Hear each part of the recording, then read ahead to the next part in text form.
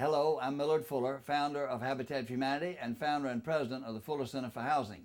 I was born in Alabama and spent my formative years in the Lanett Valley area. For the past 4 decades, I have dedicated my life to helping solve the problem of poverty housing throughout this country and around the world. Right now, in the Chattahoochee Valley, a major effort is underway to eliminate poverty housing, building and renovating some 500 houses. But what I want to talk to you about today is education. I have been so passionate about housing all of these years because I know what a decent house does for a family and especially for the children. But an adequate education is also incredibly important.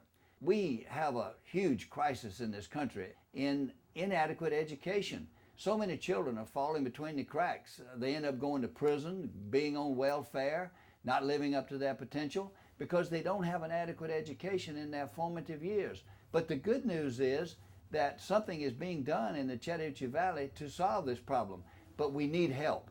I want to challenge everybody watching this video to find out how you can help and make sure that all of the children in the Chattahoochee Valley have a decent, good education starting in their early formative years.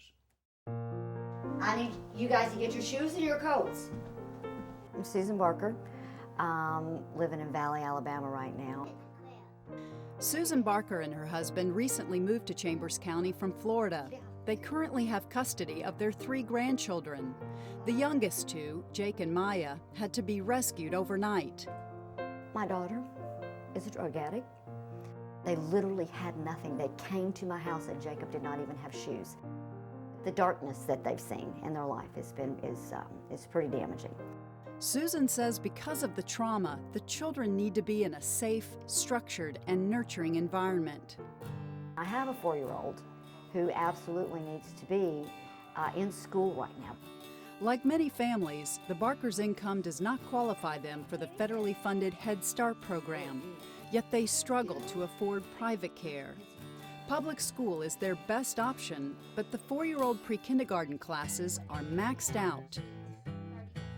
We have over 70 kids on our waiting list right now that we just don't have room for. Although Chambers County has one of the highest rated pre-K programs in Alabama, it is desperately underfunded and only able to serve less than 1/3 of their county's 4-year-old children. This is where my heart breaks right here, is how we choose for pre-K, but it's really the best method that we can do. It's a game of chance. Parents of any 4-year-old child submit their applications to us, and then we draw by lottery and we fill those slots. It's devastating to families that don't get that opportunity. Devastating because pre-K can mean the difference between a child succeeding in life or not. Right now will dictate who they become. Experts say if a child arrives to kindergarten already behind, they are at higher risk of becoming discouraged and losing hope, raising their chances for dropping out of school later. When you walk into a pre-K classroom the first day, there's a wide variety of kids there. You know, some kids, their parents have read to them every day. They already have some kind of concept of alphabet and numbers and following directions and routines. Some kids come in, they've never had that. You know, they're not even sure what the book is. Currently nationwide, only 70% of high school students graduate. That's more than 1 out of every 3 students dropping out. The numbers are much more startling for minorities. More than half of African American and Hispanic students will drop out before graduation. The reasons for these dropout rates are complex and varied. But one thing is clear, there is a direct connection between pre-K and a child's success later in life. There is a lot of research out there that shows that children who attend a pre-K program, a quality pre-K program, are more likely to graduate from high school.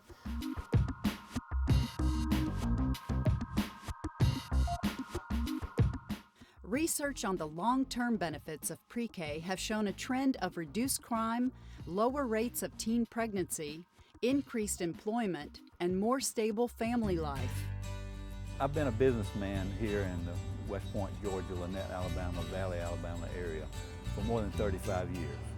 We've always realized here that education was important, but we've never realized it more than ever since we've lost our textile industry base and we are facing the prospect of a world that's changing, a world where the automobile industry is moving into our I-85 corridor and we're not prepared yet.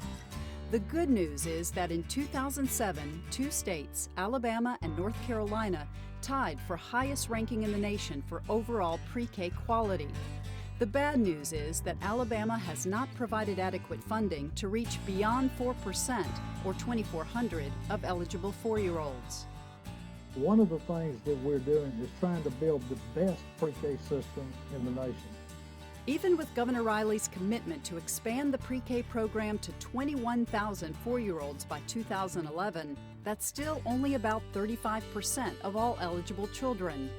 If all 4-year-olds in Alabama are to receive quality preschool education, at least in the foreseeable future, private funding is critical to fill the gap. We just need more classrooms. We need more teachers. That's money. But research shows that money pays off.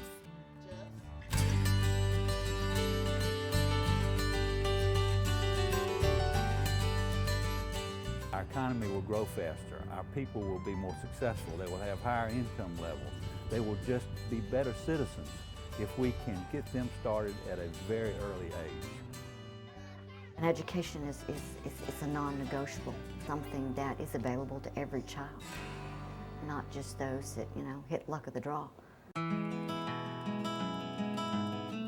In Chambers County, by simply adding a few more pre-K classes, we have an opportunity to drastically improve the future of our community, not only by breaking long cycles of dependency, but by improving the quality of life for our youngest citizens. The preschool is going to be something that would ground them, give them time to grow, give them time to heal,